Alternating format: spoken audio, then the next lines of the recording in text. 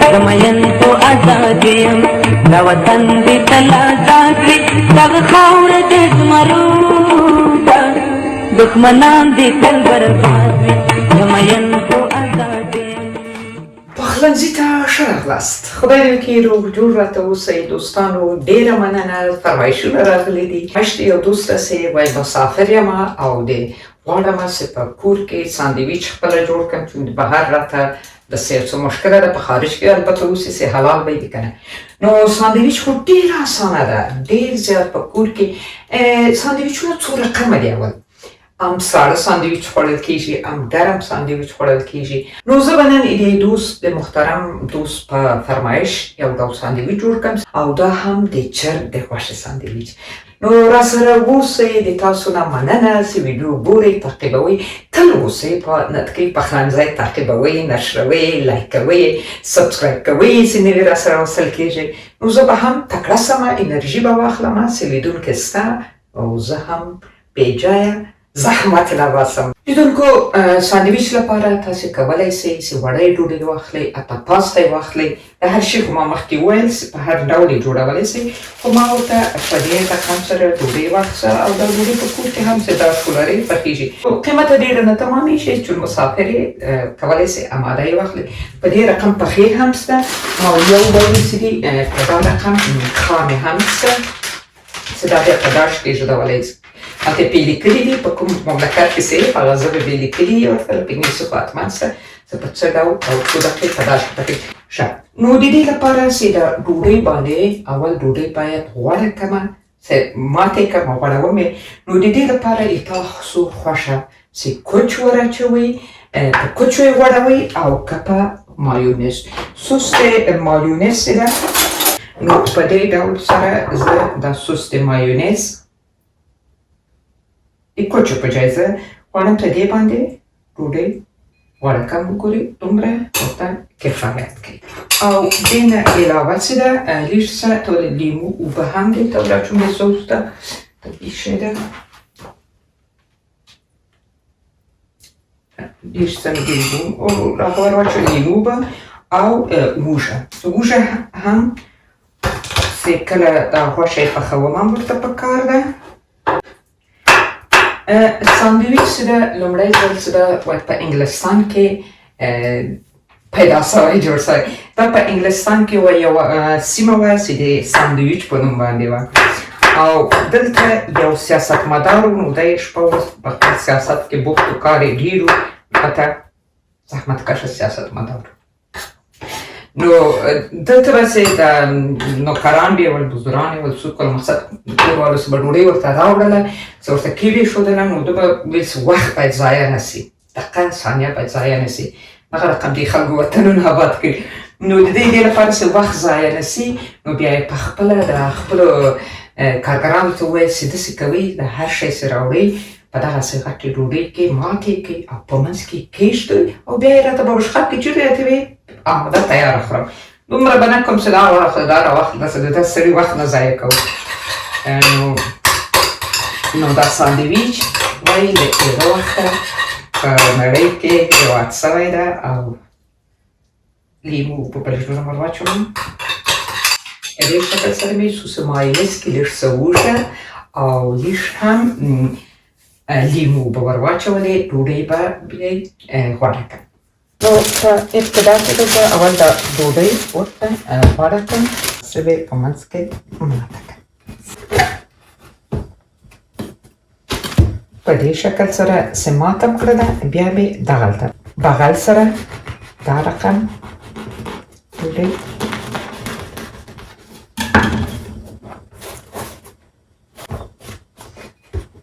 ځینې که غواړې چې ډېره وچه ډوډۍ یې نه وي بیا نو د منځه یو څه ورته خالي کوي. دې لپاره چې د منځه د ډوډۍ داسې دا به نیمایي کړم، نیمه به بلې ته کړم، نیمه دې ته.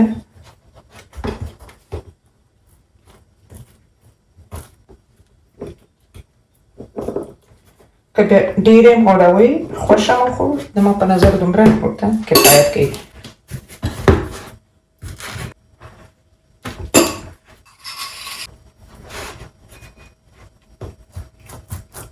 بیا هم وایم که چیرې دا غوړ تاسو ته کم ښکارېږي د مایونیزو غوړ نور هم ورچولی شئ. لیدونکو دا هم سوه د ما د ساندویچ ډوډۍ به اوس دلته کېږدم. اوس به بېرته دا پیاله راواخلم. دلته ما سره دوه رقمه ساوس دي. هوټلانو کې ساوسونه دي، نو که تاسې دا اخلی دا واخلی او کنی هغه په کور کې خپله تیاره چکني سي ده، چکني هم پکې استعمالولی سئ. البته ما یو ډول د هندي چکني ویډیو جوړه کړې وه چې هغه په دې ساندویچ کې بېحده زیاته خوند کوي.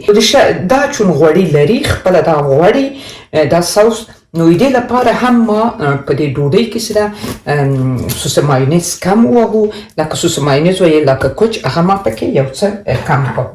اوس به چون دا م ورچوم دې لپاره من 4 قاشقې، 2 یوې ته او 2 هم بل ته، او دې نه علاوه څه ده، دا هم همدا شی ده خو دا یې شین رنګ ده. لیدونکو دا یې بیا زه په سره راچوم او دا هم بیا م وایم که دا تاسې نه ورته اخلئ، لا د سره سکې نه لرئ، په دوکانو کې پیدا کولی نه سئ، حتما یې پیدا کړئ چې دا ډېر زیات خوند کوي په ساندویچو کې. نو بیا تاسې پکې هغه خپله وطني چکني هم استعمالولی سئ. دې کې به هم لږ څه سوس د مایونیز ور واچوم، لږ څه لیمو. ښه، نو دا هم باید په دې ډوډۍ کې زه ووهم. دغسې به سر پې پټ کړم.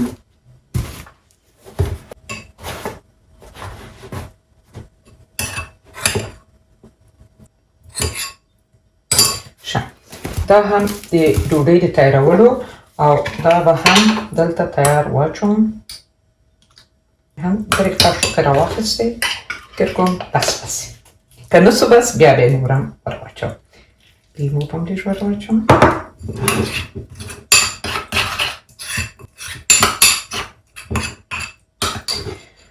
ښه، دا هم په دې باندې سوله. اوس به د دې ساندویچ لپاره زه یو پیاز میده کوم. دا هم هغه د سر لپاره چې بیا یې پکې اچومه پیاز. دا به هم تیار آماده کړم ورته.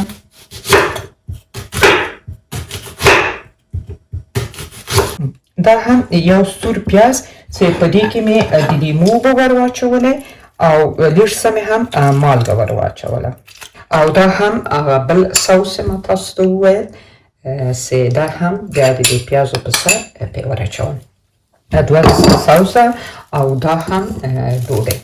دا ساندویچ چې زه جوړوم د چرګ له سینې نه جوړوم، چې 2 دانې د چرګ سینې مې راخیستې او 1 دانه تاسې وینئ سپین پیاز او 2 دانکۍ هم اوږه. نو دې یو غټ چې دا یو لوی غټ 2 دانې سینې ورته پکار دي، چې دا ډوډۍ تاسې وینئ دا ښه غټه ده. نو دا 2 دانې ورته، دا 1 سینه ورته پکار ده. دا به هم داسې ورته ریزه کړم. ښه، دا یې هم غوښه او پیاز به م ورته میده کړم.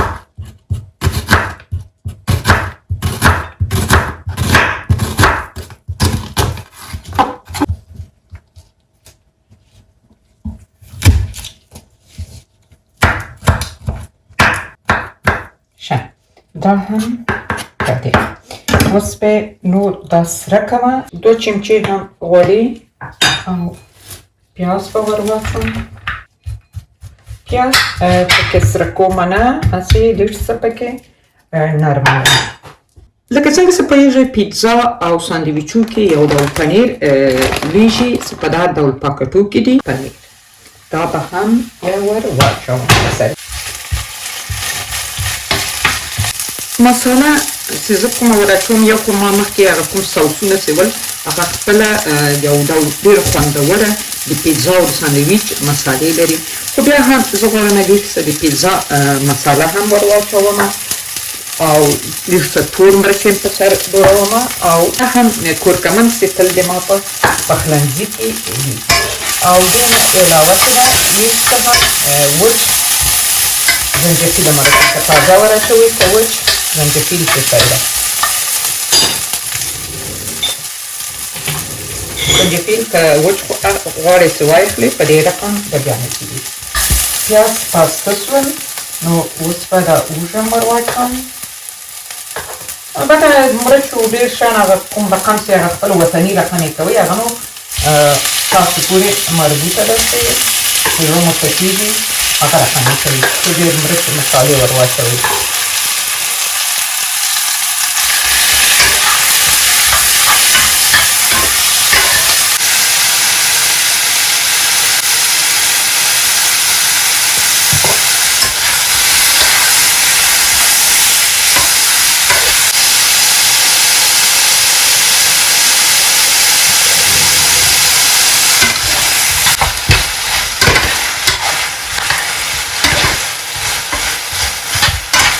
یو څه یې درته ښه سره کوو چې دا چرګ پکې ښه پوخ شي.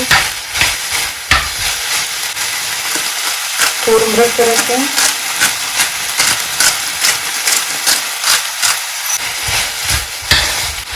کمزوري بیا یو څه دلمه مرچ هم ور واچوئ. وچ ور اچوئ او کله تازه او دواړه هم ور اچولی شئ.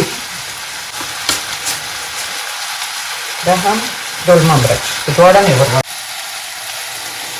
لیدونکو مینه یې چې اوس چرګ ښه سوچ شي. که چیرې دا تاسو ته به شاید ډېر غټ معلومېږي په امریکې مې ډېر غټ معلومېږي دومره غټه نه تاسو ښه کولی شئ چې دا یو څه ډېر هم میده دغسې ریزه کړئ. البته زما په نظر دومره صحیح ده خو خپل خوښه مو بیا او غوښه هم کولی شئ د سخوندر غوښه هغه البته څه نازکه پرېږدئ.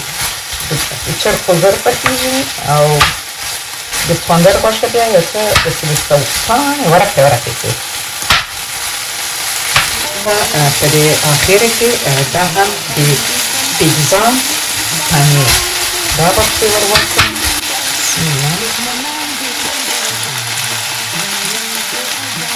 د پیزا پنیر ته نو هیله کوم په خپله ورته فکر وکړئ چې څومره ضرورت دی. دا اوس ما ته ډېر معلوم شو بس ما ورکړم. او اوس هم دا د پیزا مساله په دې شکل سره ده دا به یې په سر ور واچوم چې هم یې بوی ښه ځي هم یې خوند. پنځه درجې ټیټومه یو 3-4 دقیقې دغسې سر پرې کېږدم چې دا پنیر پکې هغسې وغوړېږي حل سي او دا غوښه یې جذب کړي. نو دوستانو تر څو چې دا هغه کېږي 2-3 دقیقې ما وویل زه به دا ډوډۍ چې ده لیدونکو که چیرې مایکروویو لرئ په مایکروویو کې کېږدئ چې یو څه پسته وګرمه سي او که نه یې په طبۍ باندې هم تاسې کولی شئ چې دا ګرمه کړئ. واه ډېر ښه بویږي سره دا به اوس زه په ډوډۍ کې کېږدم. په منځ کې مې داسې سوس واچوو او دا هم دا پیاز او دا ور اچوم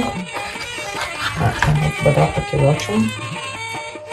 دا ډېر خوندور او مزهداره ساندویچ اسانه ډېر غوړ هم ده.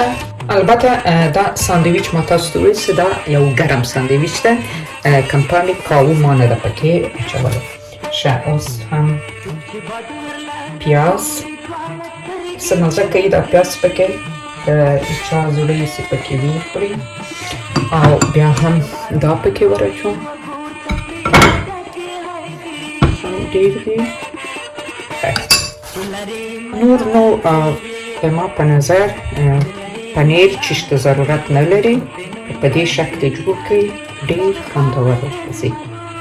ارزانه او اسانه. د دوست راته لیکلي ول واقعا مسافري ډېره سخته ده وایي مسافر یم راغلی یم اروپا ته دې نه څلورم کېدل موږ کور کې 3 نفره یو دا هم راباندې ډېر ده. یو مې د زوی دریم یې هم ما و پلار به یې منځ کې نیمه کړو ډېر باید ونه خورو که نه. دا ډوډۍ ته زړه نه کېږي لا یې بعضو نه خوښېږي په پاسته کې هم تاسې دا ساندویچ جوړولی شئ. خدای دې وکړي چې د ما د نن ورځې ویډیو مو خوښه شوي او ډېر خوندور خواړه دي امتحان یې کړئ وایي چې دی دا زمونږ کلک باور دی دا زمونږ کلک باور دی چې به نور آباد او ښاد وي دغه خاوره د زمرو ده دښمنان دې تل برباد وي زه مین په ازاد یم دا وطن